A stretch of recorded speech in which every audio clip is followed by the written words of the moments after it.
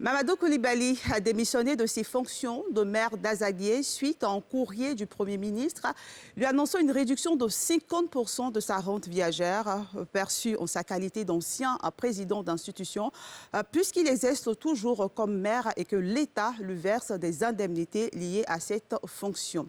Les autorités ivoiriennes disent appliquer la loi. Le trop perçu par Mamadou Koulibaly s'élève à plus de 97 millions de francs CFA. Alors, question, que disent réellement la loi et le décret concernés par cette situation? Quels sont les enjeux politiques, juridiques ou encore financiers de cette situation? Mamadou Koulibaly a-t-il fait le bon choix en décidant de démissionner? Autant de questions que nous aborderons ce soir. Autre question à l'ordre du jour, cette question est la suivante. Jean-Luc Bion est-il en train d'indiquer la porte de sortie à Bédié, Ouattara et Gbagbo?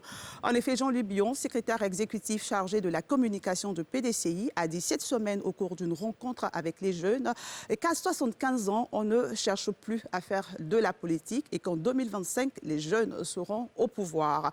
Et puis le dernier sujet de ce soir, c'est la situation sanitaire en Côte d'Ivoire, notamment la question d'Ebola, mais également de Covid-19 ou encore de grippe aviaire. La Côte d'Ivoire doit-elle craindre le pire? Pour parler de tous ces sujets, nous avons le plaisir de recevoir sur ce plateau d'ANCI 360 Arthur Bonga, historien. Bonsoir Arthur. Bonsoir Evelyne. Merci d'être là. Ça me fait plaisir. Et nous avons également le plaisir de recevoir Dr Boga-Sako Gervais. Bonsoir docteur. Bonsoir chère madame. Et merci d'être sur le plateau de 360. C'est moi. Merci beaucoup de m'avoir invité. D'accord.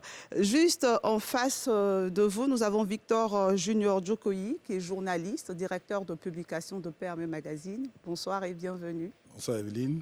Plaisir d'être ici. D'accord, merci. Alafe Wakili, journaliste, DG de l'Intelligent d'Abidjan, qui est un habitué de ce plateau. Bonsoir Alafe. Bonsoir. Et merci d'être là. Et puis nous avons également Maître Youssouf Meïté, enseignant-chercheur à l'Université de Korogo. Bonsoir Maître. Bonsoir madame. Et merci d'être là. Je suis très heureux d'être là. D'accord. La dernière personne à présenter, c'est Guillaume Bateau, journaliste également, secrétaire général du SYNAPSI. Donc nous vous avons invité pour ces trois sujets qui ont été cités. Permettez-moi de commencer à poser une question à Dr Boga-Sako. Nous allons saisir donc l'opportunité de votre présence sur ce plateau pour savoir, c'est vrai que ce n'est pas à l'ordre du jour, mais pourquoi avoir quitté l'EDS et Laurent Gbagbo après tant d'années de lutte? Oui, d'abord je voudrais vous remercier et puis saluer toute la Côte d'Ivoire qui nous voit, qui nous regarde ce soir. C'est vrai que je me suis battu corps et âme parce que je suis militant des droits de l'homme. J'ai toujours précisé à qui veut l'entendre. Je ne suis pas un homme politique. Je suis un acteur de la société civile. Et en 2010-2011, tout le monde le sait, ce qui s'est passé dans notre pays. J'ai pris position pour le respect des textes de mon pays. Bon, il y avait d'autres personnes qui avaient une autre vision. Mais en tout cas, j'ai tenu à cela. Et puis le président Laurent Gbagbo, de mon point de vue, a été victime d'une injustice. Donc je me suis engagé. Ça m'a valu des menaces de mort. Je suis parti de la Côte d'Ivoire. J'ai sillonné toute l'Europe et les États-Unis pour défendre cette cause-là. Dieu merci. Parce que bon, il y a le droit, certes, mais il y a vraiment du divin dans tout ce qui s'est passé. Aujourd'hui, il est en Côte d'Ivoire. EDS fait partie d'une création que nous avons inventée. Je fais partie des initiateurs même, avec Grad Afrique, un groupe que nous avons mis en place. On a créé EDS. La mission principale, c'était de se battre pour que la justice soit juste et équitable. 10 ans après, le président Laurent Gbagbo est acquitté. Il est rentré en Côte d'Ivoire. Je considère que la mission de EDS est achevée. Maintenant qu'il veut lancer un grand parti politique, l'acteur de la société civile regagne sa mission de défenseur de tous les Ivoiriens, de tous les droits de l'homme. Alors je vois des gens jaser. Pourtant, c'est si simple. On n'a pas besoin d'être universitaire pour comprendre ça. D'accord. Merci donc pour ces explications et certainement que cela fera peut-être l'objet d'un débat sur ce plateau. Nous allons donc aborder le sujet de ce soir, mais avant, je vous propose cet élément de la rédaction de NCI qui revient justement sur cette démission de Mamadou Koulibaly. C'est un reportage de Pierre Dipomela. Mamadou Koulibaly quitte ses fonctions à la mairie d'Azaguié. Il l'a signifié à son conseil municipal. Le professeur Mamadou Koulibaly, ancien président de l'Assemblée nationale, veut donner une suite judiciaire à un courrier de la primature l'informant d'une ponction de 4 millions sur sa rente viagère d'ancien président de l'Assemblée nationale. Une mesure en rapport avec la loi numéro 2005-201 du 16 juin 2005 portant statut des anciens présidents d'institutions. Cette disposition stipule que les avantages d'un ancien président d'institution sont réduits de 50% si cette personnalité perçoit un autre revenu issu des ressources publiques. C'est donc pour se défendre en justice et protéger sa rente viagère d'ancien président d'institution que le désormais ex-maire d'Azaguié quitte ses fonctions. Une probable action en justice est attendue les prochains jours. Donc, en attendant donc, ce procès, je vais citer l'article 3 du décret qui dit « Les avantages financiers prévus à l'article précédent sont diminués de 50% si la personnalité est réversée dans un emploi ou une fonction lui procurant des salaires, un traitement ou une indemnité provenant du budget de l'État ». La question ce soir, c'est Mamadou Coulibaly est-il concerné réellement par cette loi et ce décret? J'aimerais commencer par vous, Dr Boka Sako. Oui, alors d'abord, moi, oui, c'est vrai qu'il est concerné. Tous ceux qui sont, j'allais dire, qui assument les fonctions qu'il a assumées au sommet de l'État et qui exercent une autre fonction, c'est tout à fait normal que la loi s'applique. Moi, je pense que la loi elle s'applique à tout le monde de façon équitable. Ce que je note surtout qui me fait plaisir dans la démarche du président Mamadou Coulibaly, c'est qu'il démissionne pour se défendre. Moi, je ne trouve même pas là un débat pour ma part. Parce qu'il se sent lésé, il décide d'attaquer, de contre-attaquer. C'est tout à fait légitime. Et maintenant, la loi aussi, elle doit s'appliquer. Si quelque part il est fautif, elle doit s'appliquer à lui. Et moi, je suis tout à fait, de mon point de vue, là, je ne sais pas s'il y a vraiment violation de ses droits en tant que tel. Alafé Wakili, d'après vous, Mamadou Coulibaly a-t-il été reversé? Parce que c'est le thème qui fait débat en ce moment. C'est-à-dire, si on s'en tient à la loi uniquement, où il est question de fonction et d'emploi, on peut penser qu'il est concerné l'article 16 ou 17 de la loi. Maintenant, le décret, ce qui n'est pas écrit dans la loi, c'est le décret d'application qui parle de reversement, alors que la loi ne parle pas de reversement. La loi dit une fonction, même dans les collectivités locales. Ce qui prend en compte un maire quand on lit la loi. Le décret, qui se veut précis, crée un concept qui parle de reverser, qui, lui, effectivement, pose problème. C'est-à-dire, si on s'en tient à la loi, uniquement à la loi, le professeur Mamadou Coulibaly est concerné. Mais si on s'en tient au décret, un problème se pose. Reverser, est-il reversé? Est-ce l'État qui lui a octroyé un emploi? C'est là que le débat se fait et je pense que lui, c'est sur ce décret qu'il veut travailler, qu'il veut dire qu'il n'est pas un employé de l'État, c'est un élu, c'est un maire, etc., etc. Et même si on nous dit que des députés sont concernés, la question est de savoir si ce sont des employés de l'État, s'ils sont reversés par l'État dans des fonctions. Je crois qu'il faut résoudre la question, faire le débat. Moi, j'estime que le professeur Mamadou Coulibaly n'avait pas besoin de démissionner pour cela. Vous pensez qu'il aurait pu rester à son poste? Mais bien sûr, je pense qu'il aurait pu rester à son poste, sauf s'il y a incompatibilité. D'après mes interrogations, il n'y a pas eu d'incompatibilité. Donc, je ne comprends pas pourquoi il a démissionné pour mener cette bataille. Et puis, je veux aussi, dans les échanges que nous aurons à faire, noter que la loi a un esprit et la loi a une lettre. On peut penser que l'article 3, d'abord le législateur et ensuite les gouvernants, à travers la loi et ensuite le décret, ont voulu éviter une situation où X est un ancien responsable, ministre, président d'institution, tout. Il a 10 millions, peut-être, et puis il a un autre emploi, une nouvelle situation où il a 15 millions. On peut penser cela. Donc il faut éviter qu'il cumule au détriment de l'État. Mais dans le cas du président Mamadou Coulibaly, en 10 millions et 350 000, est-ce qu'il y a un débat à faire? Comment ne s'est-il pas trouvé quelqu'un lui-même, peut-être, pour lire la loi au départ, ou une autorité gouvernementale dès le départ, depuis 3 ans, pour dire, écoute, il faut laisser les miettes de mer là, sinon ça risque de te créer des problèmes. Oui, parce que l'esprit de la loi, c'est d'éviter qu'il ait un salaire ou une indemnité équivalente, voilà, de sorte à léser l'État avec un trop perçu. Mais quand il perçoit des montants dérisoires, je veux bien qu'on applique la loi, mais il faut regarder cette chose-là depuis le départ. Atu Banga, votre avis? Je ne suis pas juriste, je ne vais pas faire de l'ultra-képédiaranisme pour parler droit. Je vais rester un peu dans la question un peu politique des enjeux. Moi, je suis tout à fait d'accord avec Dr Boka. Le principe de démissionner pour se défendre, c'est un principe qui, moi, me parle. Voilà.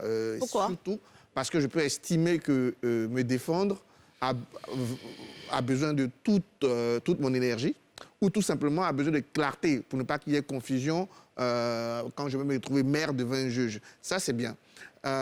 Deuxième chose, en fait, pour le personnage de Mamadou Coulibaly, ce qui peut gêner certains, c'est ce qui est dit depuis, peut-être que les hommes politiques préfèrent leurs intérêts à ceux du peuple. Parce qu'on se dit... C'est le cas, selon vous. Je vais répondre. On se dit, il a dû choisir entre laisser 313 000, je crois, et 10 millions. Mais même si c'est le cas, j'aurais fait la même chose. Hein. S'engager pour le peuple ne veut pas dire sacrifier sa vie de tous les jours. Enfin, je veux dire, il démissionne de la mairie, mais reste conseiller municipal.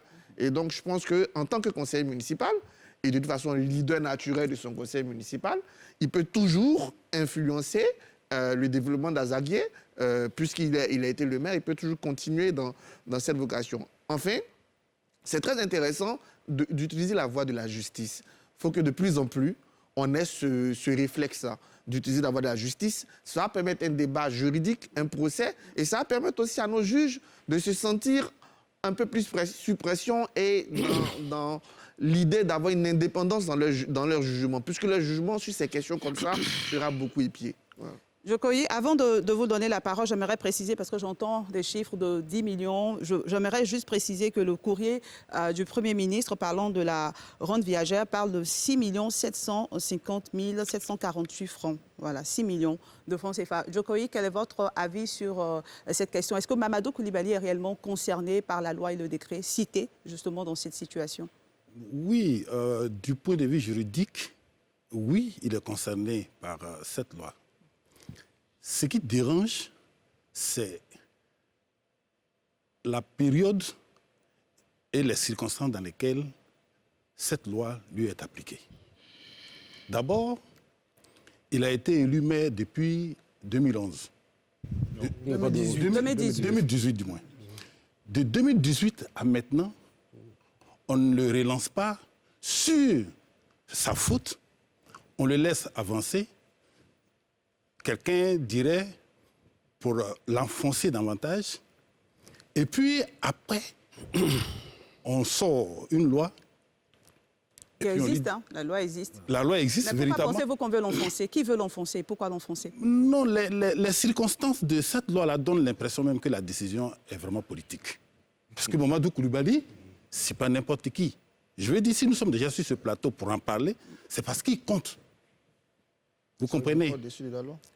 Et c'est vrai qu'il n'est pas au-dessus de la loi, mais justement, c'est parce qu'il n'est pas au-dessus de la loi qu'on ne doit pas lui appliquer ça n'importe comment, parce que c'est quand même Mamadou Coulibaly. Nous sommes aujourd'hui ici, il y a beaucoup de personnes qui voient la Yopougon. C'est un citoyen. Oui, je suis d'accord. les autres. Je suis d'accord, mais c'est Mamadou Coulibaly. Qu'on le veuille ou qu'on ne le veuille pas, c'est Mamadou Coulibaly. Maître, je vous donne la parole. C'est opportunité juridique ou politique selon vous? Non, moi je pense que le débat doit être d'abord juridique. Après, on peut analyser du point de vue politique. D'accord. Sur le plan juridique, dites-nous. Sur le plan juridique, il n'y a aucune ambiguïté. La loi est extrêmement claire. Donc quand j'entends certaines personnes dire oui, reversement, reclassement, ça n'a aucun sens. La loi dit expressément que lorsque on a été président d'une institution et que après l'exercice de cette fonction-là, on exerce nos fonctions, on est payé par le trésor public ou par les collectivités publiques, de fait, la moitié de la rente viagère est prélevée par l'État. Or, force est de constater que Mamadou Coulibaly a été président de l'Assemblée nationale. Après son mandat, il s'est fait élu comme maire à Azaguié. Donc, la mairie d'Azaguié est une collectivité publique, territoriale, un démembrement de l'État. Donc, au regard de la loi, les dispositions de cette loi-là s'appliquent à lui. Et donc, c'est à bon droit que le Premier ministre, Achille Patrick, lui a adressé ce courrier-là. Donc, sur ce point, il n'y a aucun débat. Mais pourquoi maintenant? Pourquoi maintenant? Il est maire depuis c'est vrai, 2018. on peut s'interroger, on peut regretter. On a eu plusieurs premiers ministres avant Patrick Achille. C'est vrai. Pourquoi maintenant? On peut s'interroger, on peut regretter que ce soit maintenant. Il y a autant d'audits dans ce pays. Tout compte fait, la loi n'a pas été abrogée. C'est une loi qui est en vigueur. Et puis, je vous rappelle que cette loi-là date de 2005, au moment où le Mamadou Coulibaly était le président de l'Assemblée nationale. Le décret d'application a été pris par Gbagbo en 2016. Donc aujourd'hui, en 2006, pardon, excusez-moi, en août 2006. Donc Mamadou Coulibaly est censé savoir le contenu de cette loi. On peut regretter que la décision se prenne maintenant. Mais tout compte fait, on ne peut pas reprocher à l'État d'appliquer la loi. Guillaume Bateau. Oui. Je pense qu'il y a plusieurs problèmes qui sont posés en même temps, avec souvent des mauvaises réponses. D'accord, dites-nous. Premièrement, est-ce que Mamadou Koulibaly est concerné? Oui. Et mon prédécesseur a dit, il était président de l'Assemblée nationale quand cette loi a été adoptée. Donc, il n'est pas ignorant de la loi. D'ailleurs, j'entends beaucoup de débats sur les intérêts des maires. Je constate que le président Mamadou Koulibaly, quand il était président de l'Assemblée nationale, n'a rien fait pour améliorer la situation des maires. Ça, ce n'est pas le débat aujourd'hui. D'abord, il est concerné. Deuxièmement, est-ce que le Premier ministre Hachi Patrick a raison de faire ce courrier? Oui, parce qu'il applique la loi. Est-ce que le Premier ministre a raison de demander le remplacement trop perçu? Non, de mon point de vue. Pourquoi? Parce que nul ne peut se prévaloir de sa propre turpitude. Si les gouvernements antécédents n'ont pas recouvré leurs droits et que le Premier ministre Hachi Patrick le constate aujourd'hui, je suis d'accord avec lui qu'il applique la loi aujourd'hui, mais je ne suis pas d'accord qu'il demande que le président Koulibaly rembourse le trop perçu parce que l'État ne peut pas se prévaloir de ses propres turpitudes. Deuxième question, ou troisième, est-ce que les maires ont des revenus insuffisants? Oui, mais ça, je pense que le président Mamadou Koulibaly... Est-ce qu'on peut parler de revenus en ce qui concerne Oui, parce les maires? que, bon, il y a le débat, Les indemnités. tout ça, c'est payé par le Trésor public. Oui, c'est ça, effectivement. Voilà, donc, est-ce que le président Mamadou Koulibaly a raison de défendre le fait que les maires ne sont pas bien payés? J'ai dit, il est mal placé. Parce qu'il a eu le temps, en tant que président de l'Assemblée nationale, de légiférer pour qu'on améliore la situation des maires. Il ne peut pas attendre que... Et le courrier, d'abord, il faut préciser, ce n'est pas à lui seul. Le courrier a été adressé à tous les présidents d'institutions qui occupent aujourd'hui des fonctions électives. Donc il n'est pas le seul. Est-ce qu'il a raison de démissionner? Non. Pourquoi, d'après vous? Il peut se défendre, il peut acter en justice sans démissionner parce que les populations d'Azaguié l'ont élu. Donc, alors, quand on me dit que oui, Arthur dit, oui, il a raison d'aller en justice, il n'a pas besoin, le tribunal administratif n'a pas besoin que Mamadou Koulibaly démissionne. Parce qu'il démissionne, il donne justement le sentiment qu'il préfère se rendre viagère à son mandat d'élu. Est-ce que vous pensez, est-ce que vous le pensez? Est-ce que, oui, moi je le pense. Il fait le choix? Parce qu'à la place de Mamadou Koulibaly, je ne suis pas Mamadou Koulibaly, mais à sa place, j'aurais défendu mes droits sans démissionner parce que la population d'Azaguié et le président Mamadou Koulibaly, il sait très bien que cette loi existait, puisqu'elle a été adoptée sous sa mandature. Merci Guillaume Bateau. Oui, moi, ce que je voulais ajouter, que Guillaume dit que le Premier ministre Patrick Hachi n'a pas le droit de demander un reversement. Ça, je suis d'accord avec ça. Oui. Parce que l'État de Côte d'Ivoire doit aussi à Mamadou Koulibaly. Non, ça n'a rien à voir. C'est pas lié. S'il vous plaît, merci de le laisser argumenter. On va vous donner la parole.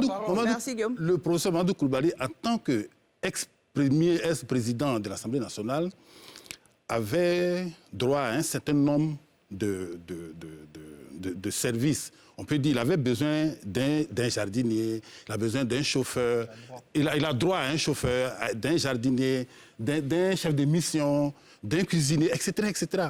L'État ne lui a jamais donné ça. La voiture qui devait lui revenir depuis 2011 lui a été donnée en 2015, sans chauffeur. Est-ce qu'il s'est plaint? Vous avez l'impression que la loi n'est pas appliquée entièrement? La loi n'est pas appliquée entièrement. Et c'est pour cette raison que je reviens là-dessus. C'est pour cette raison que j'ai dit on a voulu enfoncer. La décision est politique. Parce qu'on veut vraiment sacrifier Mamadou Koulibaly. On sait que les élections de 2025 pointent le nez. Pourquoi vouloir le sacrifier? Pourquoi vouloir le sacrifier? Mais parce que Mamadou Koulibaly, il compte. Il est important. Sur l'échiquier politique, tout le monde sait qu'il est important. À supposer que les décisions lui sont appliquées à moitié. Mais ce n'est pas lui qui doit se faire justice. Nous sommes quand même dans un état de droit, entre guillemets. Donc, il doit saisir les juridictions. Même pas entre guillemets, Voilà, mais ce n'est pas à lui de s'approprier des biens de façon illicite. Nous nous rappelons des 100 millions lors de la campagne électorale de 2015, alors qu'il savait qu'il n'allait pas être candidat.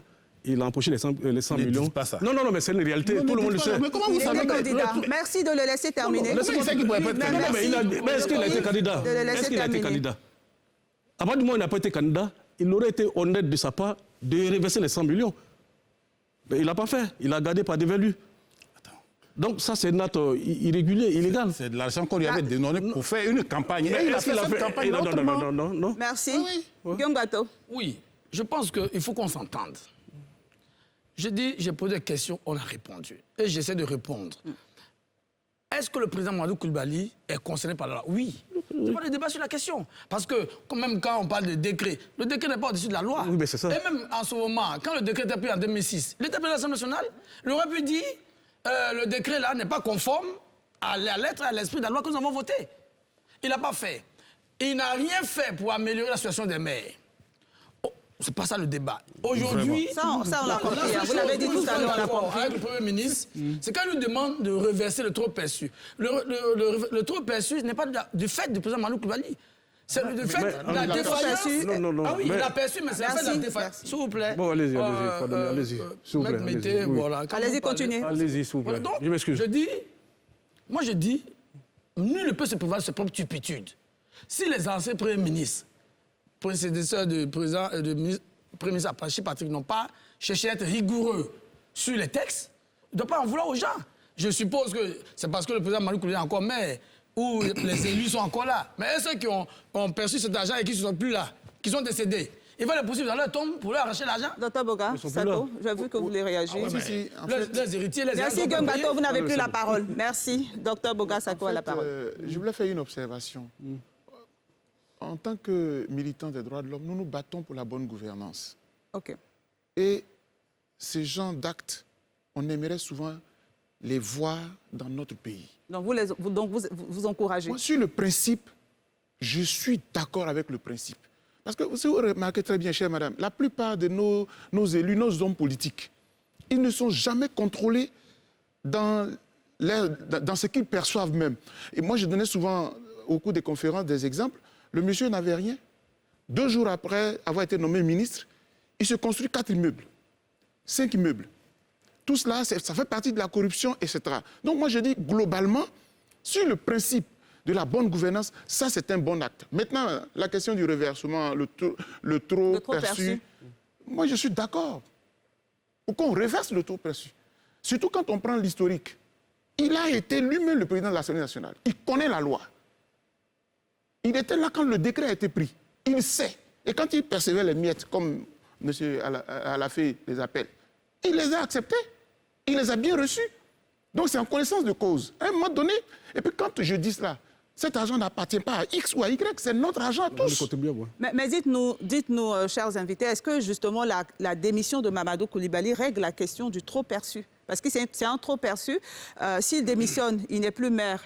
Va-t-il recevoir 100% de sa rente viagère? Est-ce que ça règle la question du trop perçu à la fin? Non, ça que pour l'avenir. C'est-à-dire que même s'il ne démissionnait pas, s'il ne démissionnait plus pour la suite, l'État ayant découvert ne lui aurait plus donné l'indemnité de maire. Donc qu'il démissionne ou pas, c'est zéro. C'est-à-dire le problème, il s'agit de le régler pour le passif, pour le passé. L'État ayant découvert cela, lui, il doit prendre les dispositions pour que le problème ne se pose plus, c'est-à-dire il ne perçoit plus l'indemnité de maire pour la suite de son mandat. Pas l'indemnité de maire. Allez-y, à la fin. On va donner la parole à Maître tout à l'heure. C'est pour ça qu'il dit que la question de ta démission ne me paraît pas pertinente du point de vue juridique pratique. Maintenant, au niveau de la procédure, au niveau de la transparence, ça montre justement, il reste maire, il n'est pas maire pour gagner de l'argent, voilà. Il continue de défendre les populations, son indemnité est suspendue, son salaire de maire est suspendu, il ne perçoit plus, et il se bat pour démontrer que l'application et la rétroactivité qu'on lui impose pour reverser le trop perçu n'est pas juste. Et il poursuit cela tout en restant à la disposition des populations d'Azaguié de façon gracieuse, de façon gratuite, parce qu'il ne percevra plus désormais cette indemnité ou ce salaire, l'État ayant découvert qu'il percevait cela abusivement. Moi, je reviens, j'insiste sur l'esprit et la lettre des lois et des décrets. Selon moi, ça n'a pas été peut-être suffisamment précisé. Je pense que le législateur, aussi bien au niveau de l'esprit que de la lettre, a voulu éviter qu'il y ait des abus. Ici, c'est la fonction de maire qui nous intéresse. Le montant paraît dérisoire, ce n'est pas des miettes. Mais il était possible qu'il soit reversé dans une fonction supérieure. Il peut redevenir Premier ministre. S'il redevient Premier ministre, qu'il a 6 ou 7 millions, est-ce normal qu'il perçoive en tant qu'ancien président de l'Assemblée nationale près de 7 millions et en qualité de Premier ministre un montant similaire. Non, la loi, selon moi, l'esprit visait cela.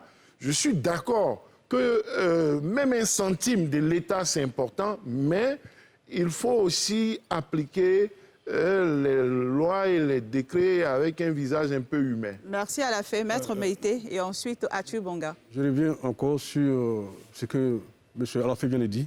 Ce n'est pas son indemnité de maire qui est en cause. Il perçoit son indemnité de maire. C'est le fait qu'il ne peut pas percevoir les deux, l'indemnité de maire et la pension viagère. Voilà. Donc, pour continuer, il aurait fallu qu'il garde son poste de maire, mais seulement, c'est qu'il devait percevoir la moitié de sa rente viagère, qui est de 8 millions, donc 4 millions. Je vous rappelle qu'en dehors de cette rente viagère, Mamadou Coulibaly peut prétendre à d'autres rentes, notamment lorsqu'il a été ministre du budget, lorsqu'il a été ministre de l'économie dans le gouvernement de Gbagbo, tous ces rentes-là sont cumulatives. Et en dehors de ça, il bénéficie de sa pension s'il prend sa retraite par rapport à son métier d'enseignant supérieur. Donc tout ça, c'est cumulé. Atiu Bonga. Moi, je ne comprends pas pourquoi on peut en vouloir à quelqu'un qui a travaillé. S'il perçoit sa pension, il a travaillé. S'il perçoit sa rente de viagère de ministre, il a été ministre, il a travaillé. S'il perçoit... Non. Attends, cette façon de vouloir tout le monde sur la terre, entre 6 millions et 312 000, je ne vois pas pourquoi j'ai choisi 312 000. C'est pas parce qu'il est homme politique ne va pas nourrir sa famille. Pas parce qu'il est homme politique n'aura pas de plaisir. Pourquoi on veut dire que quelqu'un qui s'engage pour le peuple doit s'appauvrir? Pourquoi? Alors que des choses lui reviennent de droit. Donc, logiquement, si moi, on doit me dire de choisir entre 6 millions et 312 000, j'ai ma fille à nourrir, je prendrai les 6 millions. Ça n'empêche pas mon engagement politique. D'autant plus qu'il reste conseiller municipal. Il ne sort pas. Il dit que je ne suis plus maire. Mais c'est l'équipe. Et de toute façon, on est lié un conseil municipal. Je serai là pour continuer de travailler, pour voir comment ça va se passer. Parce que le maire, il ne décide pas tout seul. On vote tous au conseil municipal ici. Donc, l'engagement pour sa population d'Azagué, comme conseiller municipal, il va le continuer. Pourquoi on veut dire qu'il démissionne ou bien qu'il sacrifie sa vie? Il reste à son poste de maire et qu'il mène si le poste de maire va m'empêcher d'avoir 6 millions, mais ça n'empêche pas. Mais ça empêche. On lutte pour la population, on se bat pour la population.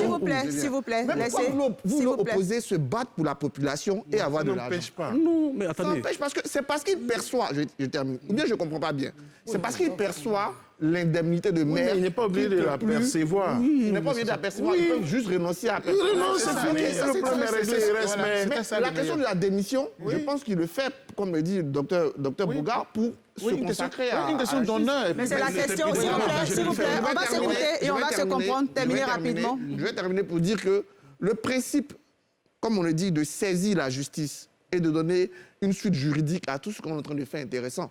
Parce que ça nous permet aussi de remettre, ça permet à Mamadou Coulibaly de remettre sur la table le fait qu'il n'ait pas de chargé de mission, qu'il n'ait pas de... etc. Donc ça, c'est une très bonne chose. Qu'il ait saisi la justice ou bien qu'il rentre dans une procédure juridique. C'est qu'il aurait pu faire depuis. S'il avait la capacité de juste renoncer à sa place, si j'avais juste la capacité de renoncer à mon indemnité en restant maire, je l'aurais fait. Merci, Atiu Bonga. On vous a bien compris à la fin, Wakili. Le problème, c'est la rétro, c'est le remboursement du taux. Sinon, il le fait pour la... Merci, Atiu Bonga. Merci de le laisser. La procédure à annoncer est une procédure administrative. Tout à fait. Avec des contraintes, il doit faire un recours gracieux, un recours devant peut-être le supérieur hiérarchique. Le Premier ministre a écrit, il répond, non, il doit faire la procédure, il doit d'abord peut-être saisir le Premier ministre même, qui lui a offert une possibilité de proposition. Tout à fait. Au-delà de la proposition, il peut estimer que la procédure n'est pas régulière. Si le Premier ministre ne répond pas, il peut saisir le Président de la République. Non, ça ne se fait pas. Ça dit que soit le Premier ministre, Merci de laisser à la fin terminer, voilà, s'il vous plaît. C'est à la suite de cela qu'il peut saisir le Conseil d'État. Voilà. Je rappelle que le président Mamadou Coulibaly n'est pas le seul dans la situation. Quelles sont les autres personnes qui sont concernées? Toutes les personnalités qui ont occupé... Y compris le président Afi, vous nous révélez cela. Quelles sont les autres personnes qui sont concernées? Le Premier ministre Aoussou Janou, qui a été Premier ministre, qui a été président du Sénat, il est concerné? Pourquoi vous parlez du président Afi?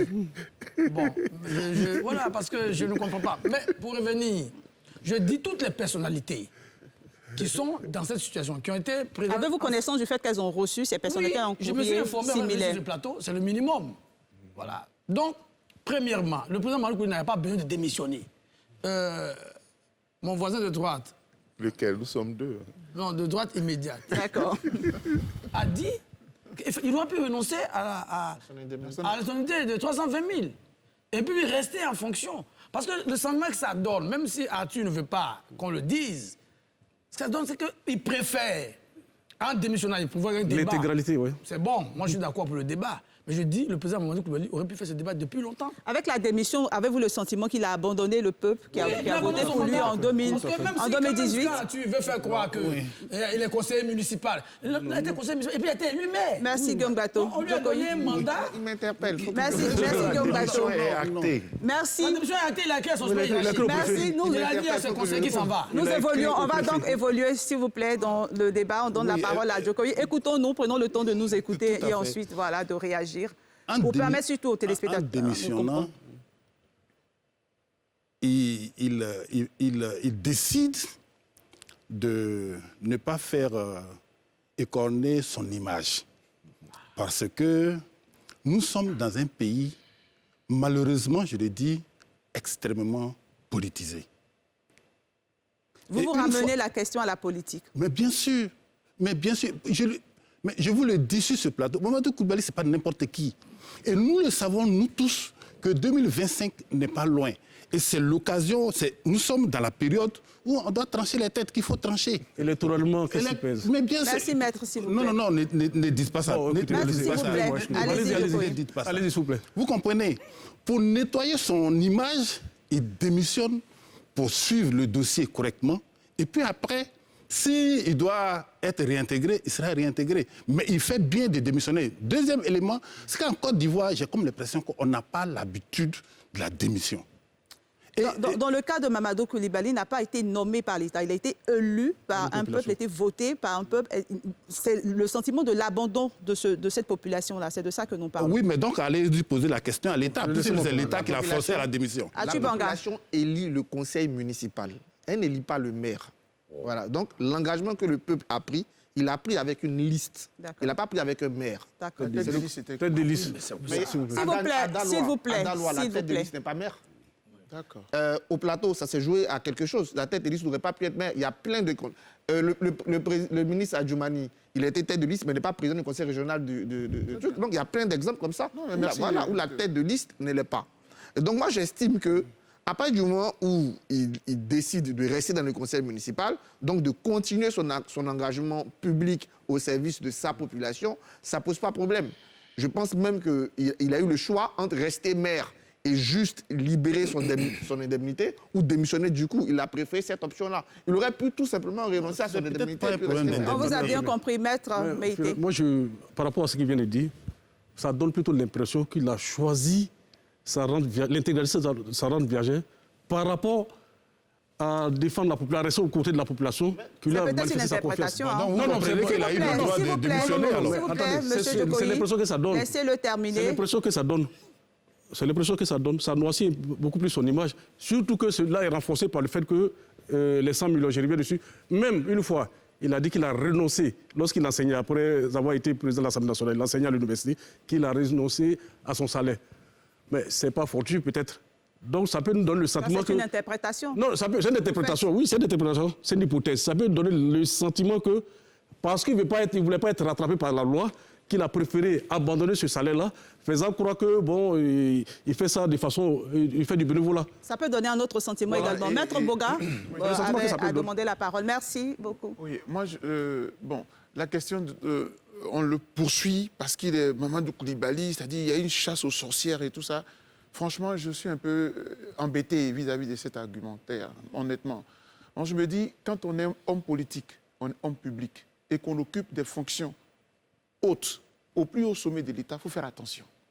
Surtout quand on a des ambitions pour diriger un pays, tous les actes qu'on pose, il y en a qui disent qu'ils se rasaient tous les matins en se voyant président de la République. Tous les actes que tu poses, ça te suit. Il faut être un exemple. Moi-même, la question de sa démission, je ne la vois pas négativement. Je pense que, enfin, pour le peu que je sache, parce qu'il y a des choses que je découvre ce soir. Hein. Excusez-moi, je n'étais pas au pays. Merci, John Bato. Je voulais dire que pour le peu que je sais du professeur, c'est une question d'intégrité. Et puis, généralement, nous-mêmes, de la société civile, on demande aux personnalités qui sont impliquées dans des affaires comme celle-là de démissionner de façon à ce que le procès soit équitable. et que, parce que leur fonction peut influencer. S'il était ministre... S'il reste maire, vous pensez que ça peut influencer le projet? Maire, c'est un peu difficile, puisque quand même la population peut rester orpheline. Et justement, vous avez vu les interprétations sur ce plateau. Ça montre qu'on peut le suspecter d'avoir démissionné simplement parce qu'il voulait protéger la plus grosse partie. Voilà. Donc, malheureusement. Mais sinon, moi, j'encourage... je suis très content plutôt pour la démission parce qu'il faut... Est-ce que c'est pas parce qu'il est trop intègre que finalement on le pourchasse? Jokoyi, merci, s'il vous plaît. C'est-à-dire qu'on l'attaque sur ses positions, en fait. Monsieur Jokoyi, vous n'avez pas la parole. Maître Meïté, vous n'avez pas non plus la parole. Merci. Je donne la parole à Lafay Ouattili. Voyez-vous, la démission ne règle pas le problème. On est d'accord. Maintenant, il veut le régler. Ça ne règle pas le problème et elle n'était pas obligatoire du point de vue de la loi. Et je pense du point de vue pratique. On nous dit que c'est pour des raisons morales ou éthiques, c'est à voir. Cela dit, l'hypothèse qu'il évoque relativement à l'université permet justement de dire que peut-être que Mamadou Coulibaly a agi en connaissance de cause et de bonne foi. C'est-à-dire, si on retient l'hypothèse selon laquelle il a enseigné à titre gracieux à l'université, il en était fier, j'enseigne et je ne perçois rien, c'était peut-être 1 à 2 millions pour son statut, auquel il renonçait parce qu'il voulait préserver la totalité de l'argent. 8 millions. C'est parce que là, il sait qu'il était salarié, enseignant de l'État. C'est-à-dire salarié, fonctionnaire, c'est-à-dire quelque chose qu'il perçoit et c'est un salaire normal, régulier. Alors que la posture de maire est différente peut-être de celle du député ou du ministre ou autre. C'est une indemnité. C'est toujours le trésor. Non, c'est une indemnité. C'est-à-dire que tu peux même être en mission. C'est-à-dire s'il ne percevait pas l'indemnité mensuelle, en sa qualité de maire, par exemple, s'il part en mission en Europe, on lui paye ses frais de mission. C'est de l'argent de l'État, il a droit à ses frais de mission en qualité de maire. C'est-à-dire même s'il ne percevait pas les 320 000 ou 312 000, il peut prendre le carburant. On ne va pas dire comme il a pris du carburant, je ne sais pas, il faut clarifier. Est-ce qu'en sa qualité de maire, il a droit à avoir un chauffeur, un véhicule comme d'autres maires? Est-ce qu'il a droit à un certain nombre d'avantages n'ayant rien à voir avec le salaire ou l'indemnité?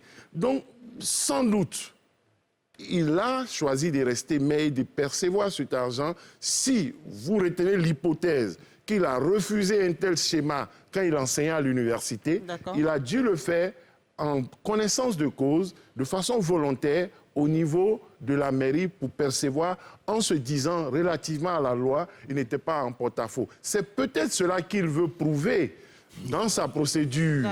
Mais j'estime qu'il n'était pas obligé de rendre sa démission et que ce n'était pas utile. D'accord, merci. Guillaume Bateau. Deux précisions. Mon ami Arthur dit que... Bien sûr. On ne dit pas le maire. Il veut prendre les exceptions pour la règle. Les élections locales en Côte d'Ivoire, les gens de liste, on connaît. La tête de liste est celle qui fait campagne.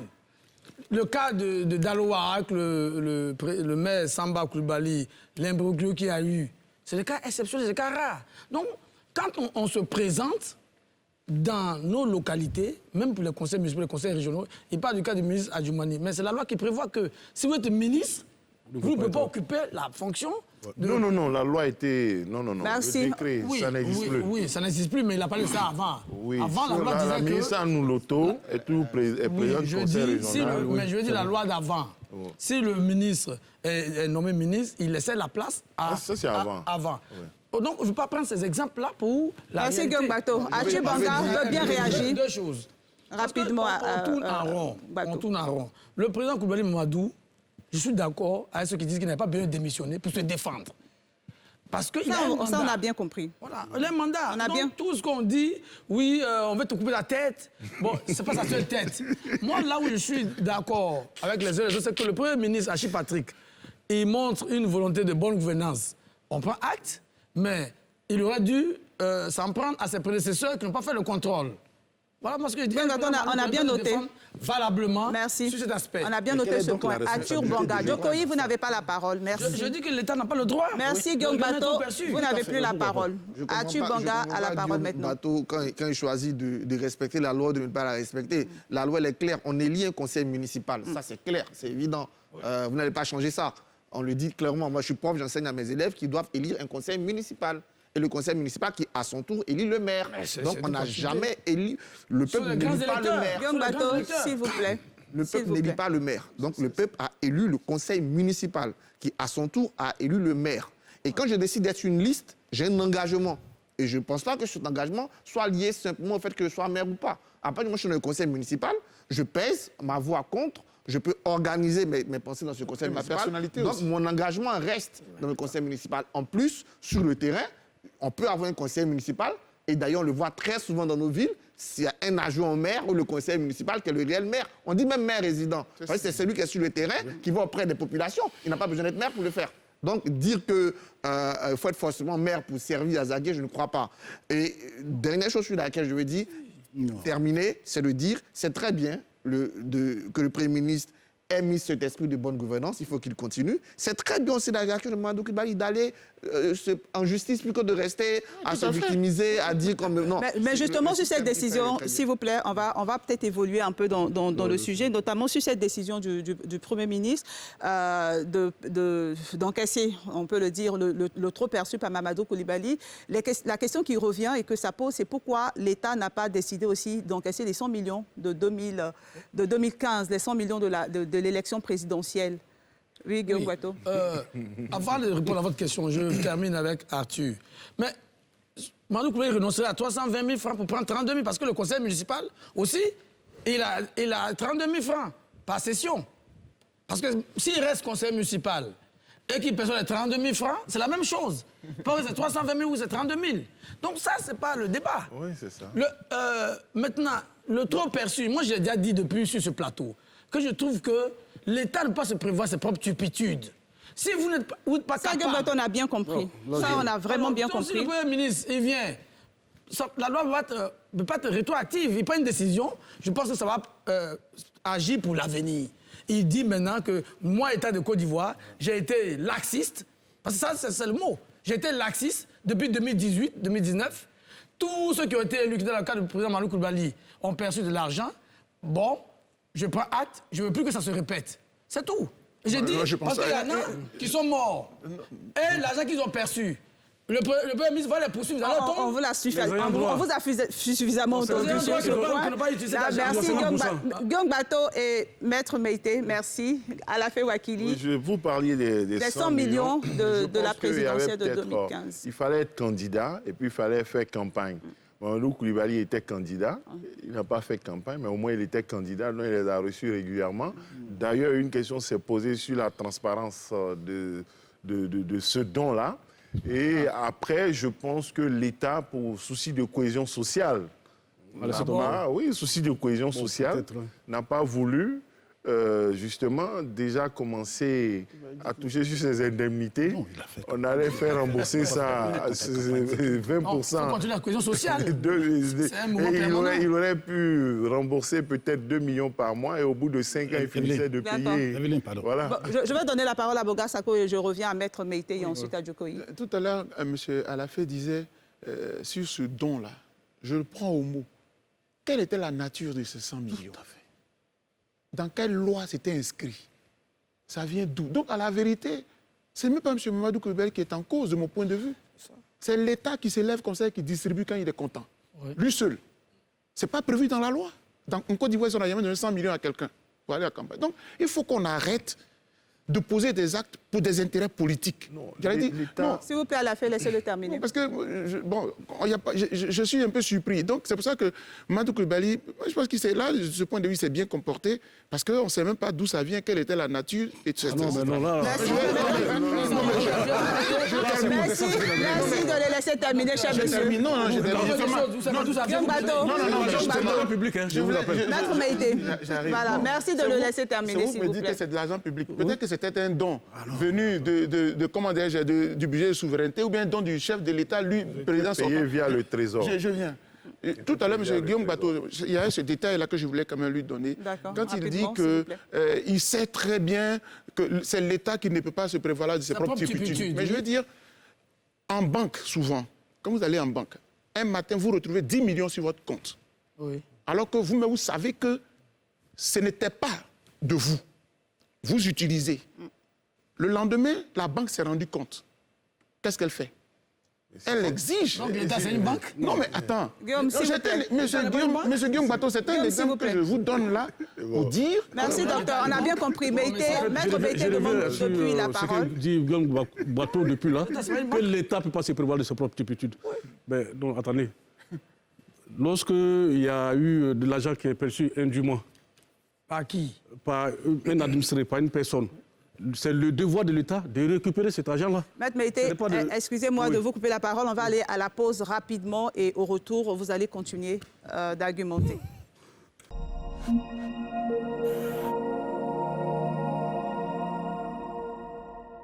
Retour sur le plateau d'ANCI 360 et juste avant la pause, nous étions en train de parler de la démission de Mamadou Coulibaly.